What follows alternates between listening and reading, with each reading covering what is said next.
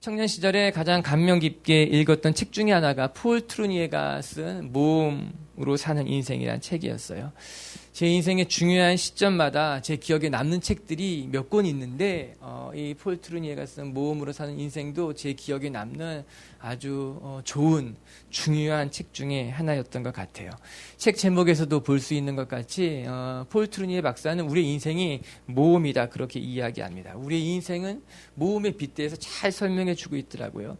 여러분, 인생은 어찌 보면 큰 모험입니다. 우리가 살아가는 삶 한복판에서 우리는 모험하는 인생, 끊임없이 모험해야 된다는 거예요. 그리고 더 중요한 것은 그 모험의 한 복판에서 우리는 하나님을 의지해야 비로소 그 모험이 승리할 수 있는 것 아니겠습니까? 또 한편에 생각해 보면요, 하나님도 모험의 하나님이라고 하는 거예요. 우리가 선택하는 매 순간순간이 모험이라 말한다면 아니요, 하나님이 선택하는 매 순간순간도 모험일 수 있는 거예요. 왜? 연약한 우리에게 하나님의 사명을 맡기고 그 맡겨진 사명을 이루도록 하나님이 이끌어가는 거, 그거 모험 아니겠습니까? 여러분, 우리가 얼마나 대단한 사람들이라고. 연약한 우리에게 하나님의 나라를 맡기시잖아요. 하나님의 뜻을 맡기시잖아요. 그리고 그렇게 이끌어 가시는 것이 우리 하나님 아닙니까? 우리도 인생이 모험이지만 우리에게 하나님의 사명을 맡기는 것 보면 하나님도 모험이라는 거예요. 그러나 놀라운 것은 하나님은 언제나 그 모험의 한 목판에서 하나님의 사람을 통해서 역사하신다라고 하는 거예요. 성경을 보면요, 이 위대한 모험의 여정이 많이 등장하게 됩니다. 우리가 제일 잘 아는 것처럼 믿음의 조상이었던 아브라함이 갈대아 우르를 떠난 것은 놀라운 모험일 수 있는 거예요. 안정된 갈대아 우르의 삶을 다 포기한 것 아닙니까? 그리고 어디로 가야 할지 알지 못했어요. 아직 하나님은 단 한 가지만 말했습니다. 내가 내게 지시할 땅으로 너는 가야 할 것이니 지금 이곳을 떠나라고 하는 거예요. 여러분, 아브라함은요, 그 말씀 하나 붙잡고 자기의 고향을 떠난 겁니다. 무모해 보일지 모릅니다. 어떠한 계획도 대책도 없는 것처럼 보여졌던 것 같습니다. 그러나 아브라함은 이 하나님의 말씀 하나 붙잡고 자기 자녀들을 데리고 모험의 인생 떠난 것 아니겠습니까? 여러분, 80세의 모세가 떨기 나무에서 들려오는 하나님의 음성을 듣고, 여러분, 모세가 바로에게 되돌아갑니다. 애굽으로 되돌아가서 이스라엘 백성을 내어놓으십시오 이야기한 것도 우리가 상상할 수 없는 모험이라고 이야기할 수 있는 거죠. 여러분, 모세는 80세에 하나님을 만납니다. 그는 이미 늙을 대로 늙은 몸이었어요. 40년 전이라 생각해보면요, 그는 젊었어요. 힘도 있었어요. 그의 자리도 애굽의 왕자 아니었습니까? 자신감도 차고 넘쳤어요. 그런데 하나님이 그때 모세를 부르신 것이 아니었다는 겁니다. 그로부터 40년이 지난 광야에서 늙은이가 되어버렸던 모세에게 하나님이 떨기 가운데 나타난 것 아니었습니까? 모세가 그 순간 하나님의 음성에 순종할 수 있었을까? 떨기나무 가운데 들려오는 하나님의 그 말씀 가운데 그가 모험의 인생을 떠날 수 있었을까? 놀라운 것은요, 이 모세가 떨기나무 가운데 들려오는 하나님의 음성을 듣고 결단했다는 겁니다. 애굽으로 되돌아가 바로 앞에 섰다라고 하는 거예요. 그리고 하나님의 백성을 풀어주지 않는다면 이 땅에 재앙이 임할 것이라고 선포하지 않았습니까? 모세만큼 놀라운 사람이 없습니다. 여러분, 신약으로 건너오면요, 12명의 제자들이 예수님을 따라간 것도 놀라운 모험 아닙니까? 여러분, 성경을 보게 되면요, 그들이 자기가 깁고 있던 그물을 내어두고 갔다는 겁니다. 자기의 배, 자기의 가족들을 버리고 예수님을 따랐다고 이야기합니다. 뿐만 아니라 여러분, 바울은요, 아무런 준비를 하지 않았는데 한밤중에 나타난 마게도냐 환상을 보고 빌립보로 떠나가게 됩니다. 바울은 소아시아라고 가기를 원했어요. 2차 전도 여행 때 세워놓던 교회들을 돌보기 위해서 그는 2차 선교 여행을 준비한 거고, 그것 위에 그는 그 자리에 서 있었어요. 그런데 한밤중에 하나님의 음성이 들립니다. 마게도냐 환상이 그에게 보여줍니다. 그리고 소아시아로 갈 것이 아니라 마게도냐로 유럽으로 건너가야 된다고 이야기한 건 아닙니까? 바울이 주저하지 않았습니다. 하나님이 나를 지금 이 순간 마게도냐로 부른다면 내가 지금까지 준비한 것이 헛사로 돌아가고 내가 아무것도 준비하지 않았다 하더라도 난 주님과 함께 이 모험의 여정을 떠난다는 거예요. 한 번도 가지 않았던 길이지만, 아무런 준비도 되어 있지 않았지만 하나님의 음성이 들려오는 곳을 향해 그는 한 걸음 한 걸음 내디딥니다. 그리고 놀랍게 이 바울의 순종과 모험을 통해 복음은 예루살렘을 떠나 아시아를 건너서 유럽에까지 뻗어나가게 된 것 아니겠습니까? 사랑하는 성도 여러분, 어찌 보면 인생은 모험이에요. 우리가 예상치 못한 초대가 우리가 예상치 못한 하나님의 음성이 우리를 부르고 계시다는 겁니다. 이 부름 앞에 순종해서 모험을 떠난 사람들은 하나님을 경험하게 되고 하나님의 뜻을 만나게 되고 하나님의 역사를 경험하는 것 아니겠습니까? 우리 비치교회 성도들에게 이런 순종과 이런 열정과 용기가 있게 되기를 주님의 이름으로 축복합니다. 이 모험의 인생을 떠나는 사람들에게 있어서 가장 중요한 것은 하나님에 대한 철저한 신뢰일 거예요.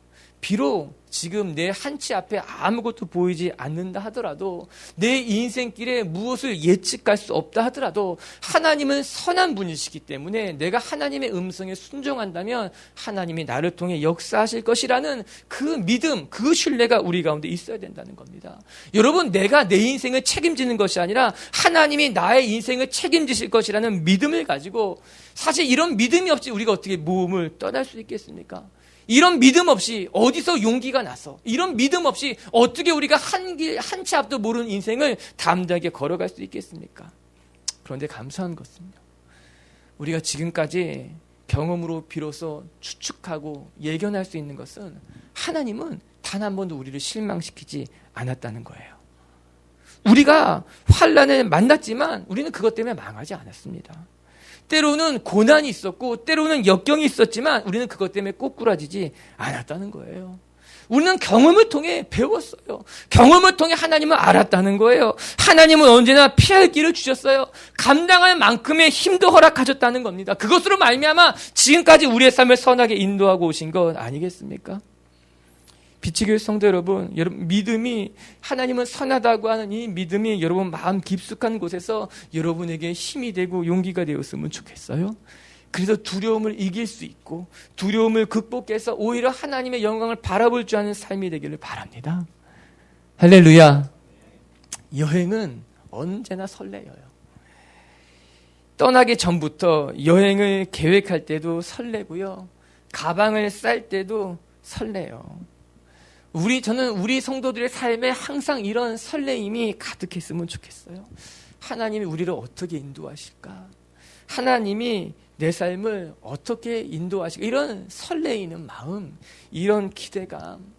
내가 오늘도 교회를 갔는데 하나님이 나한테 어떤 말씀을 들려주실까?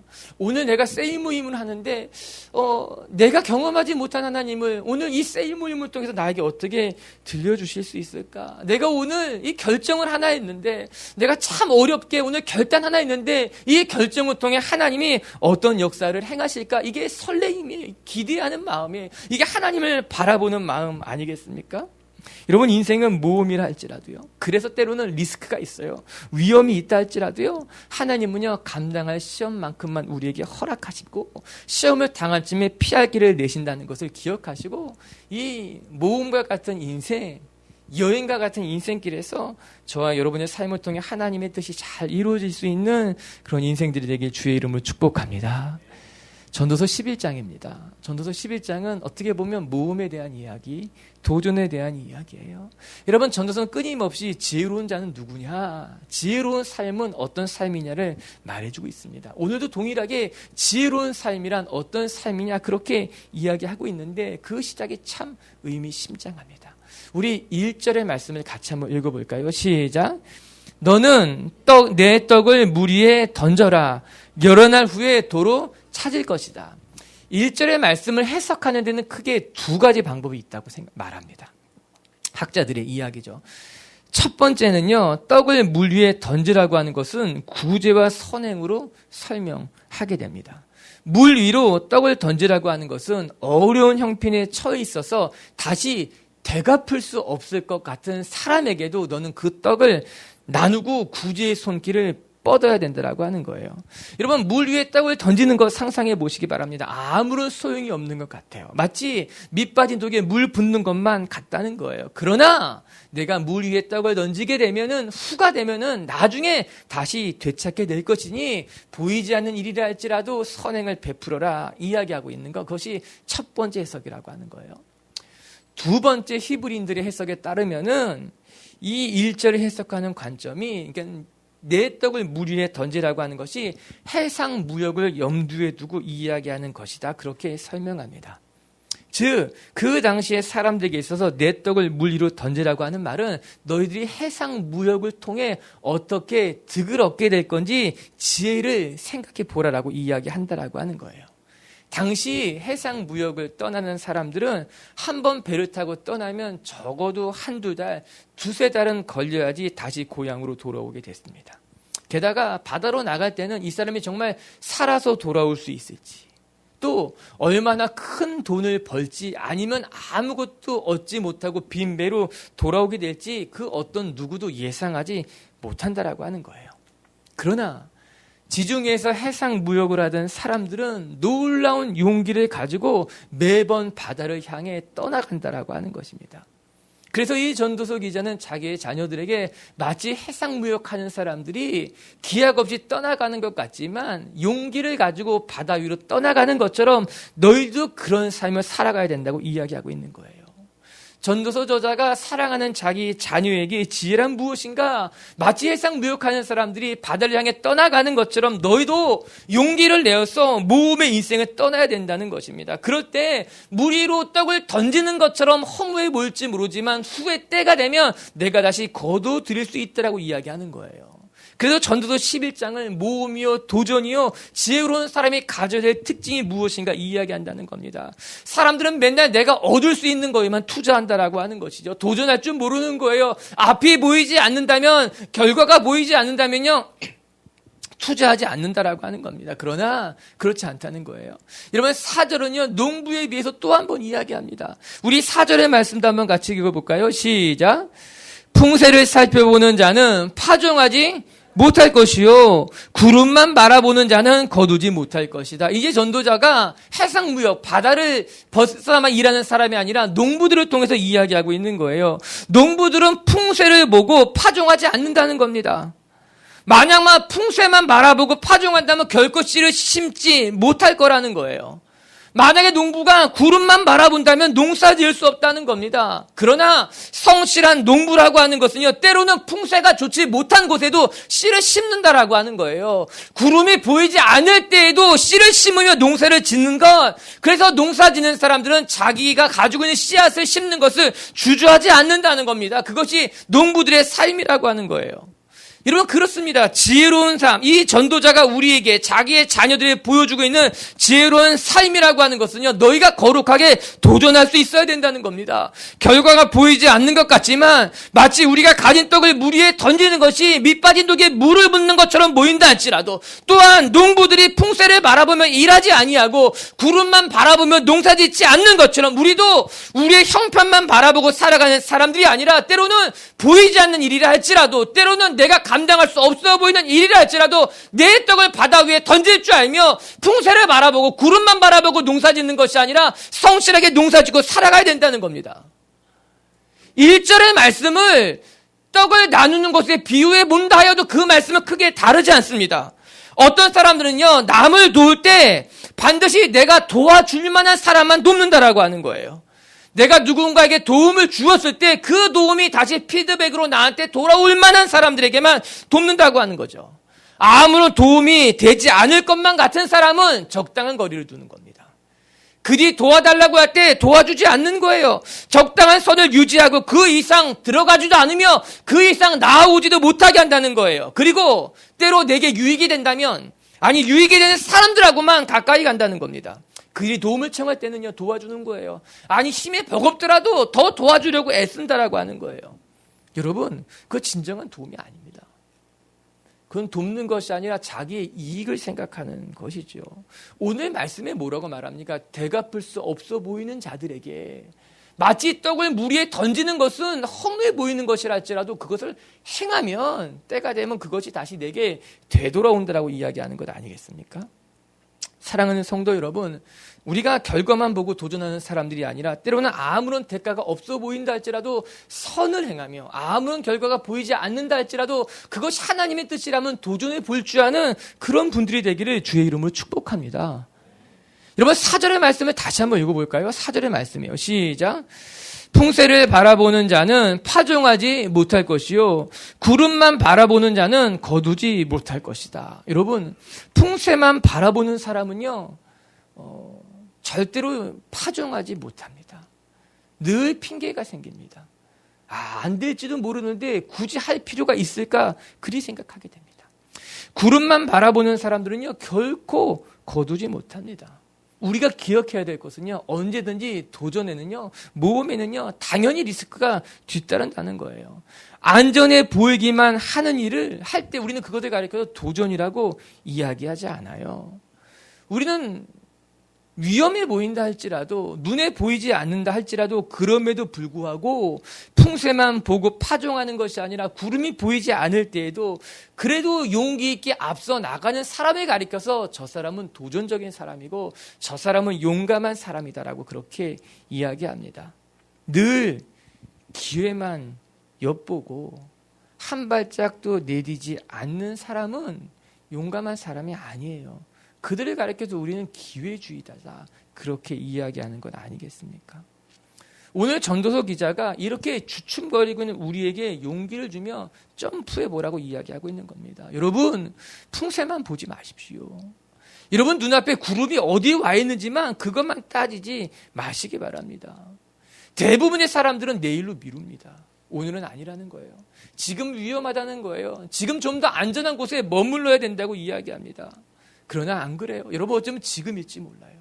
어쩌면 하나님의 음성이 들린다면 그때 움직이는 것이 옳을 수 있다라고 하는 거예요. 풍새가 좋지 아니하고 구름이 보이지 않는다 할지라도 하나님이 지금 말씀하셨다면 오늘 결단하고 도전하는 것, 위기를 감수하는 것이 진정한 도전이고 모험으로 사는 인생이라 하는 것 아니겠습니까? 때로는 먼저 한 발을 내딛어야 보일 때가 있습니다. 우리는 보여야지 한 발을 내딛지만, 아니요, 한 발을 내딛을 때 보일 때가 있다라고 하는 거예요.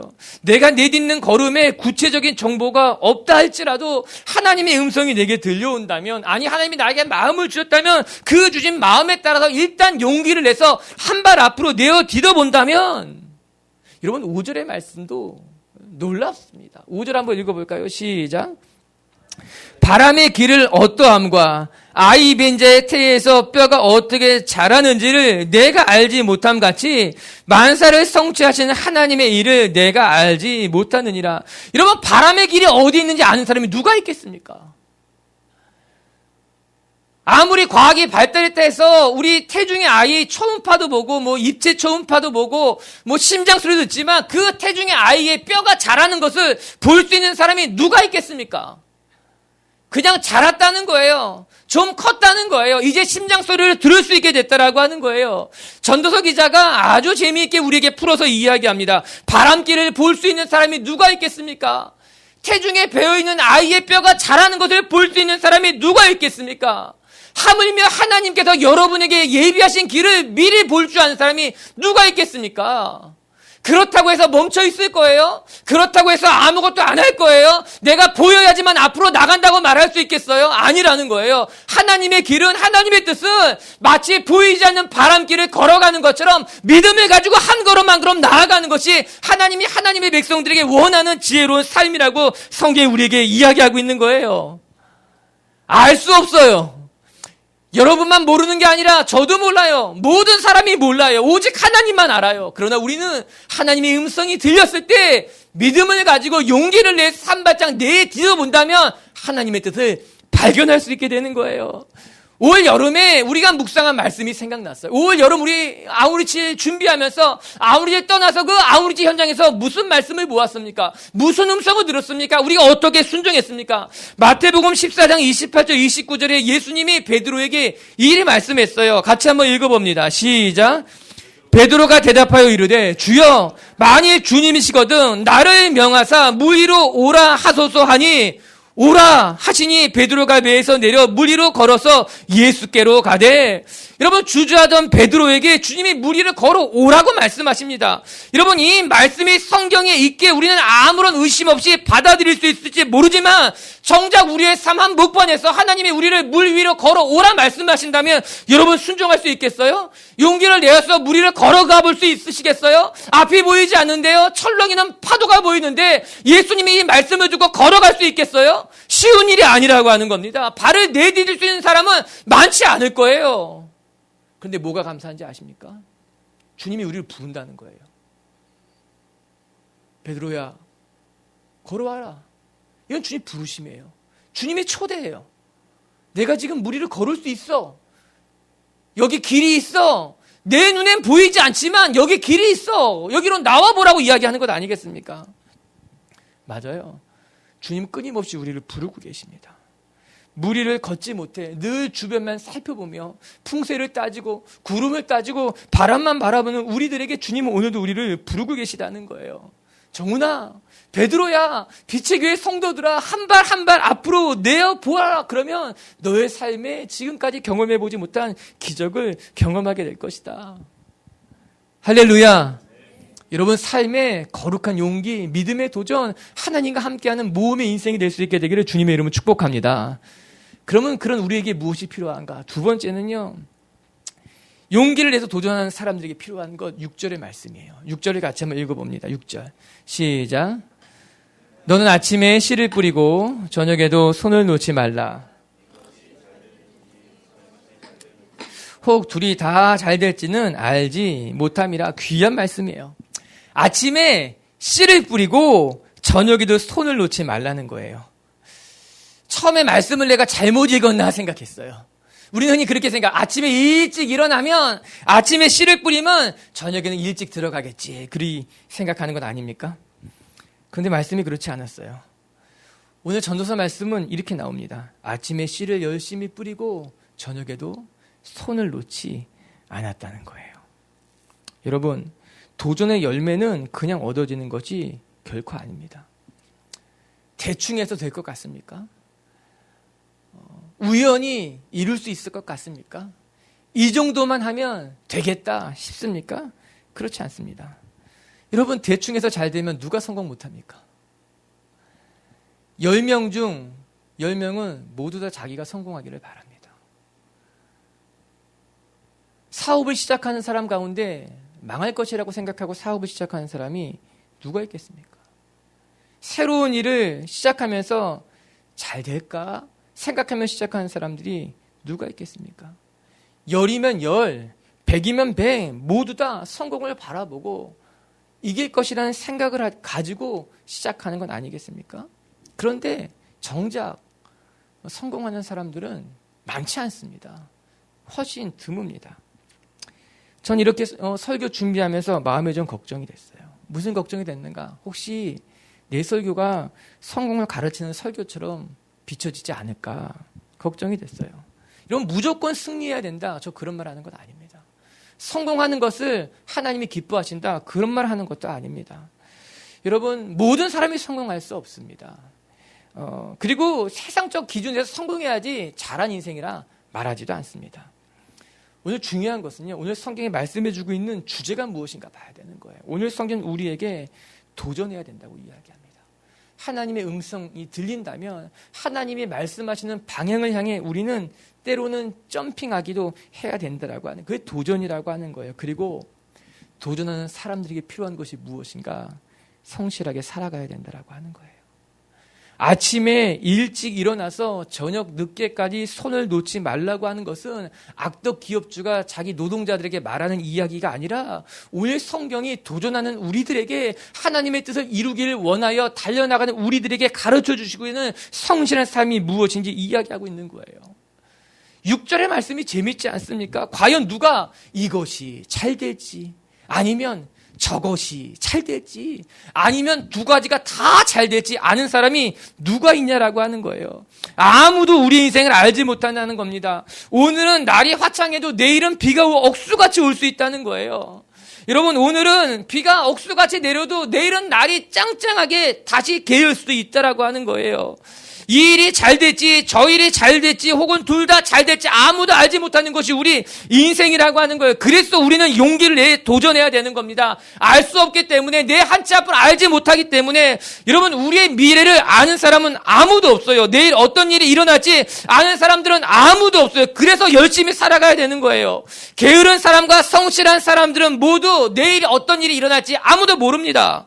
성실한 사람이라고 해서 내일 일이 일어날지 예측하는 것이 아니라고 하는 거예요. 그런데 재미난 것은 내가 노력해도 될지 안 될지 모르기 때문에 난 오늘 대충 살아가는 사람이 있고요. 내가 노력해도 될지 안 될지 모르기 때문에 나는 더 열심히 살아가야 된다는 사람이 있다라고 하는 거예요. 여러분 어떤 사람이에요? 잘 모르기 때문에 그냥 대충 살금살금 해보자라는 사람이에요. 아니면 잘 알지 못하기 때문에 열심히 성실하게 살아가야 되는 사람이에요. 시편 126편 말씀이 생각이 났어요. 시편 126편 1절은 이렇게 시작합니다. 같이 한번 읽어볼까요? 시작. 여호와께서 시온의 포로를 돌려보내실 때 우리가 꿈꾸는 것 같았다. 시편 126편은 이스라엘 사람들이 바벨론 포로 생활을 마치고 다시 예루살렘으로 되돌아와서 지은 시라고 이야기합니다.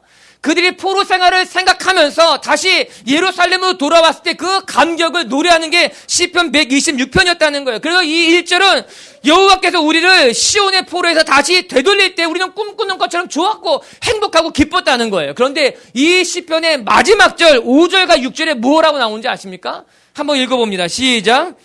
눈물을 흘리며 씨를 뿌리는 자는 기쁨으로 거두리로다. 울며 씨를 뿌리러 나가는 자는 반드시 기쁨으로 그 곡식단을 가지고 돌아오리라.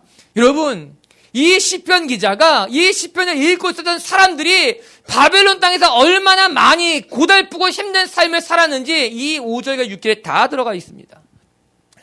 그들은 남의 땅, 바벨론 이방인의 삶을 살아가면서 얼마나 많이 눈물을 흘렸는지, 얼마나 그들이 다시 회복되기를 바라고 소망했는지 고스란히 남겨져 있지 않습니까? 여러분, 눈물로 씨를 뿌리는 자는 기쁨으로 단을 거둡니다. 그들은 눈물로 씨를 뿌린 거예요.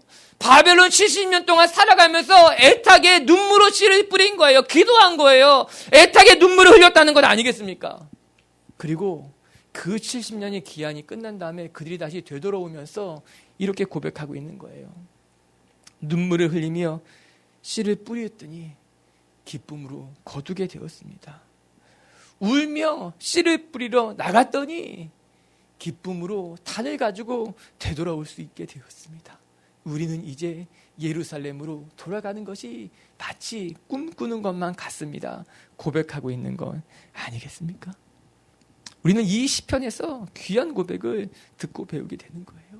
눈물로 씨를 뿌리는 자만이 기쁨으로 단을 거두는 거예요.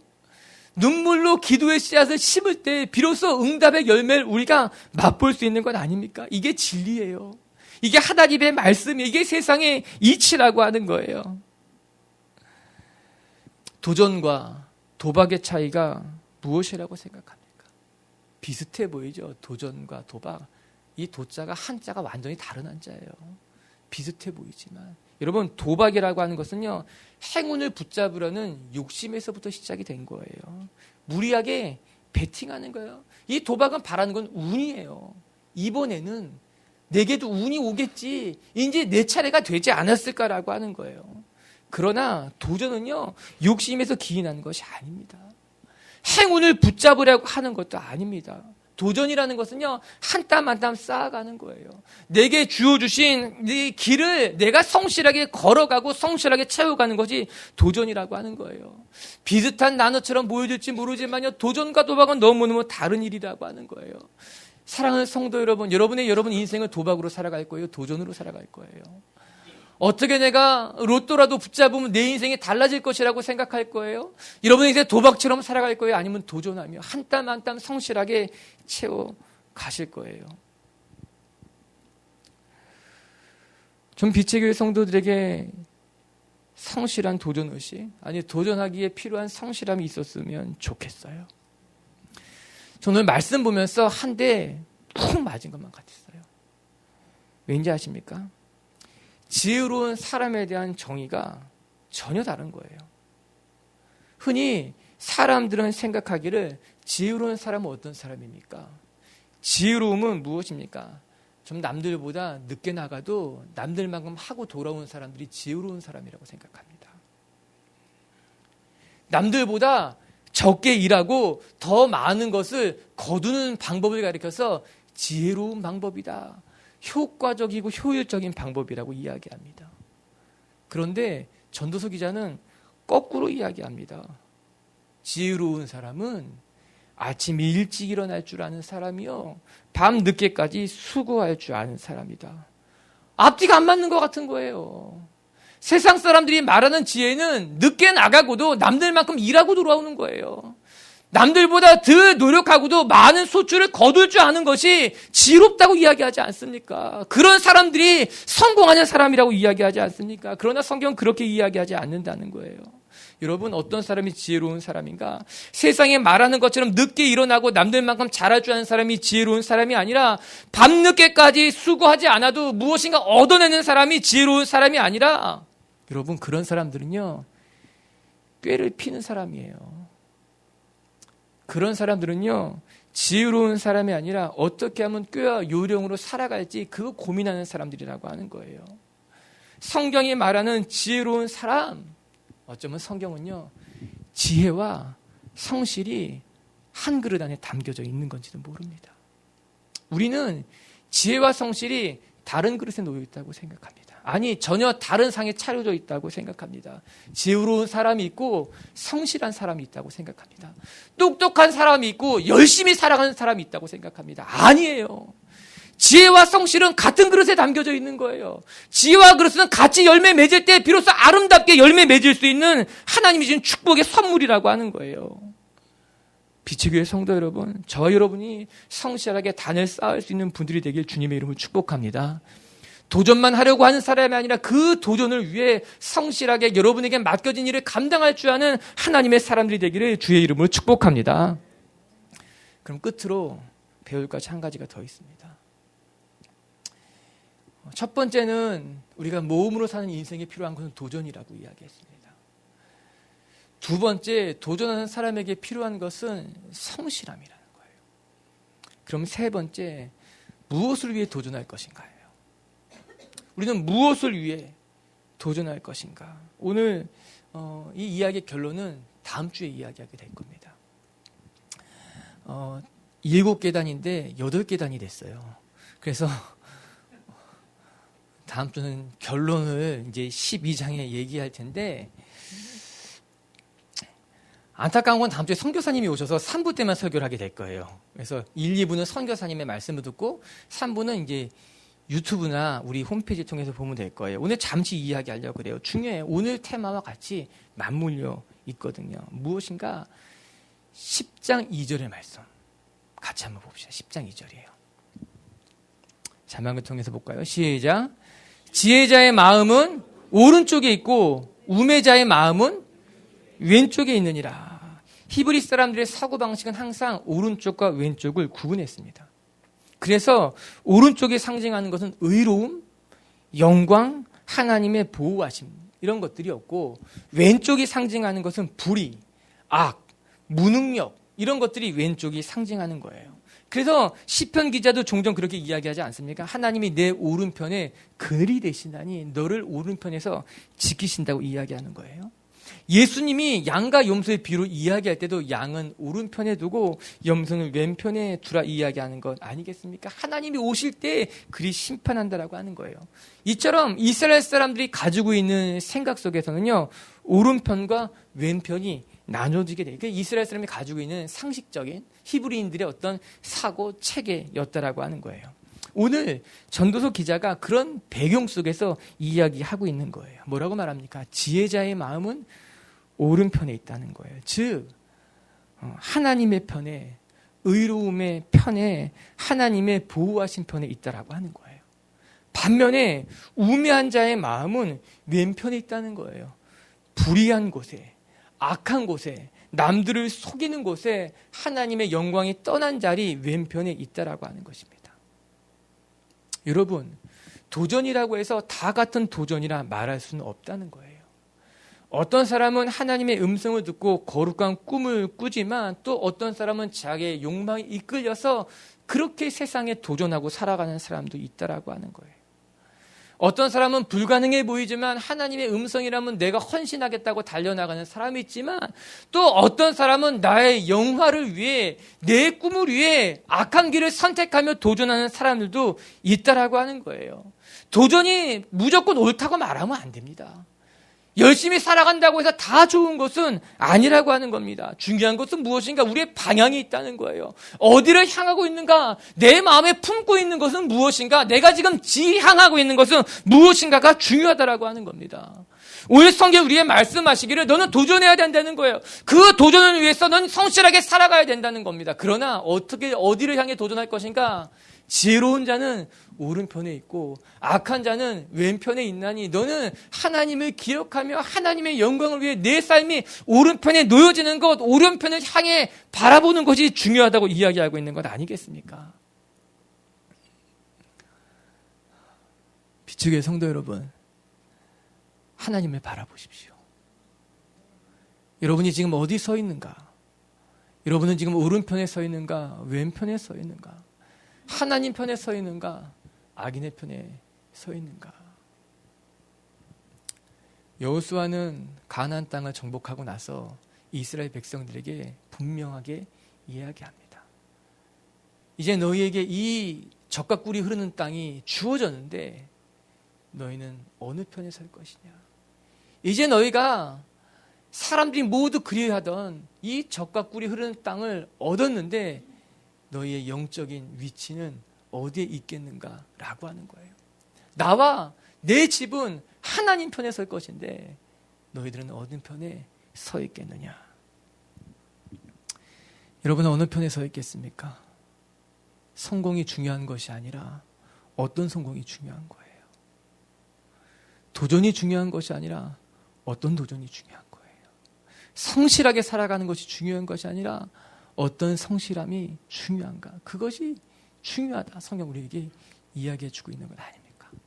전 저와 여러분이 하나님 편에 서 있을 수 있는, 하나님을 위해 위대한 모험을 시도해보고 하나님 편에 서서 도전하며 하나님을 위해 성실하게 살아갈 수 있는 분들이 되기를 주님의 이름으로 축복합니다.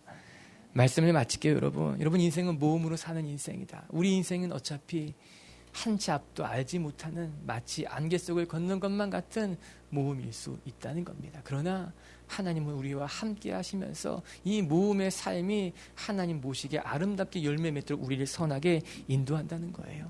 우리 기억합시다. 첫 번째, 여러분, 우리는 두려움 없이 하나님의 음성이 들린다면 용기 내어 믿음의 도전을 해야 된다는 겁니다.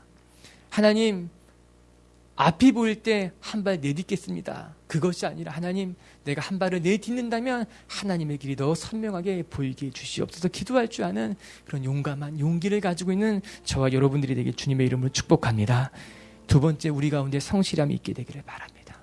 눈물로 씨를 뿌리는 자는 기쁨으로 단을 거둔다는 이 말씀을 기억하는 것으로 말미암아 아침에 일찍 일어나도 밤늦게까지 수고할 줄 아는, 하나님을 위해 나의 삶을 내어드릴 수 있는 하나님의 사람들이 되기를 바랍니다.